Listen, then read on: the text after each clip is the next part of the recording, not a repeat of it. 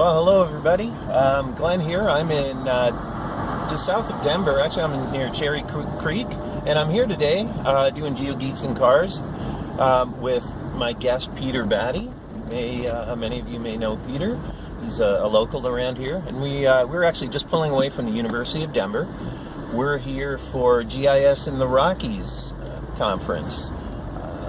It's an annual event, and I know this is a key event every year here on the Front Range. I know, Peter, you've been in the event many times, and yeah, I think it's one of the best local events that I've been to. They usually get 500-600. I'm not sure how many there are this year, but yeah, it's always a good turnout for a local event and a lot of good content there. Definitely. And you told me in the past you've been the keynote speaker at this event. Yeah, twice, I think? Actually, I was just looking back, and I did the keynote in 2010 and 2003. So actually, I figure I should be due for 2017. So if anyone on the committee is watching, I'll volunteer to do it again next year if you'd like that. So perfect, and that'll keep in line with the Brits doing the keynote. We were kind of joking about that yesterday. Yeah, I guess Matt Sheehan was doing it. I was chatting to him yesterday, so we do seem to have a bit of a record of Brits doing it here. So, though I'm something of a Colorado native now, I have been here for 20 years, so almost a native, but still working on the accent. Right. So here, yeah, I always think of this area and as GIS Alley. Does that term still hold, do you think, the Front Range? Or yeah, it's certainly been a real focus for geospatial, and that was one of the reasons why when I first came over here with myWorld about 20 years ago, one of the reasons we came here was there was just lots of geospatial stuff going on here, and I think that's still the case. A lot of active local groups and mix of startups and bigger companies, but yeah, really a lot of geo activity. Yeah, definitely. And I noticed. I moved away, 5 years ago now, but this area has grown tremendously. Yeah. We even got a train to the airport now, which is nice. So getting around and that kind of infrastructure is just bringing more and more people here, I think. Yeah, right? It's great, all of that transit development. I live very close, right across from the station basically, and they've done a huge amount of build out of all the light rail around here, which has really been great. Yeah, definitely. So that kind of ties into your company with the growing population. I'm sure you have no trouble attracting staff or talent. So you're the CTO of Ubisense, right? Yeah. So yeah. Well, actually, I think the tech market here is quite competitive actually, but yeah, Ubisense is our global headquarters is in the UK, and then our North American headquarters is here in Denver.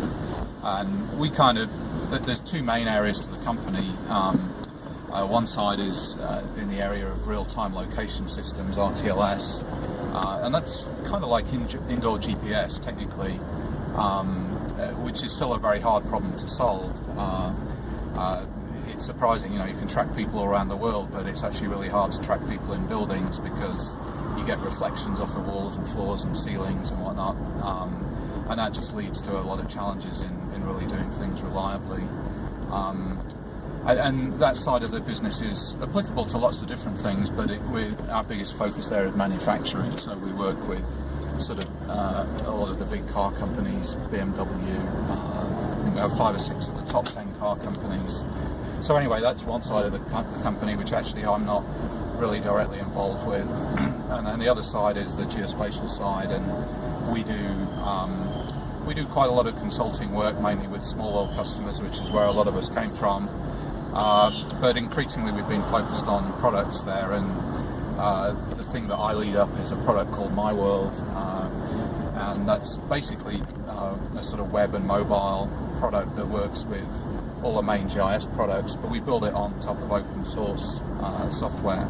And I've really become heavily involved in open source the last maybe 10 years, after being previously, for people who don't know, I was CTO at myWorld and CTO at Intergraph, so 2 of the big 3 traditional GIS companies, but I've really got into open source the last few years, so it's been fun doing that.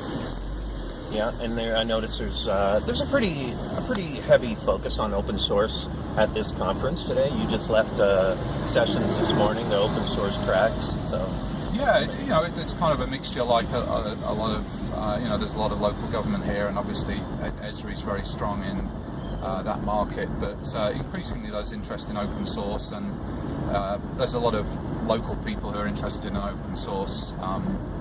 I co-organise a local meetup called Geospatial Amateurs, which is kind of a tongue-in-cheek dig at the idea that you don't need to be a GIS professional in order to do mapping things these days. right. But I ran that with Brian Timoney, who's giving the keynote today, and Nate Irwin, and that's primarily focused on open source, and we get a good steady turnout, maybe 50-60 people every month who come to that and get some good talks. So there's definitely a lot of interest in open source, and I think growing interest. Good. That's a good turnout for local Yeah. meets. So what are some of the hot topics? Like, I know things that I hear about in the industry that are big, or UAV data capture, crowdsource information, mobile. Yeah. I think I can talk about a couple of those. I mean, probably mobile is the thing that I've had most focus on. We're doing a lot of work on that in the stuff I do at Ubisense. Again, using open source stuff as a foundation, like Leaflet. So we actually take our web application code and we use technology like PhoneGap, which is a really cool technology for compiling that to a local app. And then we've done quite a lot of work to do offline data. I think handling offline data is still kind of one of the big challenges that hasn't really been solved in a generic way by a lot of the recent developments in the broader industry. So, a lot of just basic map display things are more or less commodities now, between Google and Leaflet and a lot of the tools out there. But right now you still have to develop quite a bit of stuff to have a really robust offline solution.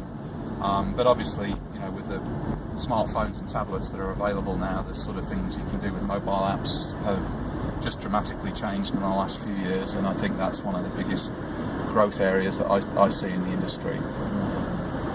Yeah, it's a challenge indeed, the whole offline issue. And you're talking about open source and mobile. Now, I caught Andy Gupp's talk yesterday. I think you were in that too. It was pretty interesting. Now, Andy's with Esri, but they're doing some really cool stuff. And I was amazed, because I'm not a coder myself and that, but Andy did a good job of just showing off some of the tools, web application builder and such. Yeah. Even you really don't need to know a lot of coding, and you can deploy mobile apps. And they've got a big presence on GitHub. Yeah. So that's that's good to see. And then that leads a bit into crowdsourcing too, which obviously a lot of crowdsourcing is driven through mobile applications. Of course, OpenStreetMap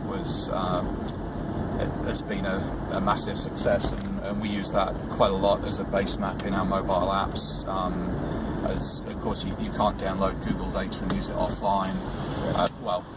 They've started enabling a little bit of offline stuff in their consumer app, but you can't use that in the API still.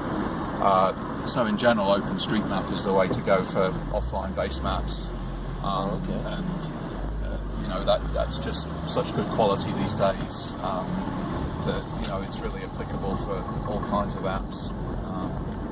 And that was started, of course, by a fellow Brit in Colorado, Steve Coast. He lives out here now as well. Right. So, is he still here in Denver? He's actually just moved up into the mountains. So, he's another geo guy in Colorado. Yeah. What 3 words, right? He's involved with what? He's involved with What 3 Words now, and he's kind of involved with a few different projects these days, I think. So. Okay. So are you involved in any event planning or anything coming up? I don't know if you're involved with like FOS4 or that, maybe as a board? Not directly. So, as you know, I ran the FOS4G conference here in Denver in 2011. I got quite involved with OSGeo then. I'm on the conference committee for OSGeo that sponsors the organisation of FOS4G. And so the next one is going to be in Boston around this time next year, and I'm really looking forward to that. That should be a great event, being chaired by Michael Turner, and they're hoping to break 1,000 people. I guess there you go, Boston next spring. I know Thea will be appreciative of us mentioning that. Yeah. So, okay. I would definitely recommend Phos4G. I mean, for me, it's one of the most interesting and energizing events that I go to in the geo space. So, Phos4G Boston in 2017, September, I think it is. So. There you go. Okay. Tell you one thing I'd like to see. I know it reminds me of being at the campus where we are today. First time I was there was at Ware Camp 5280. Oh, really? Yeah. Remember that? That was another fun local event that we ran. It was like a mini Phos4G, really. Kind of local. I thought it was a great event, but So hey, we're running on. We're well into 10 minutes. We got. Okay, well, we probably don't want to bore the viewers too much. Yeah. So, hopefully the sound is good. We got the top down and the sun's out. Beautiful. It's about 70 degrees today here, I think. Yeah. Another nice day in Colorado. Yeah. All right. Well, thanks for watching, everybody, and visit Peter's blog, right?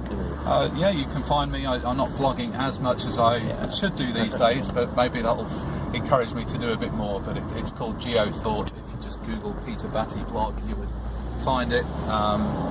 Thanks for mentioning that, Glenn.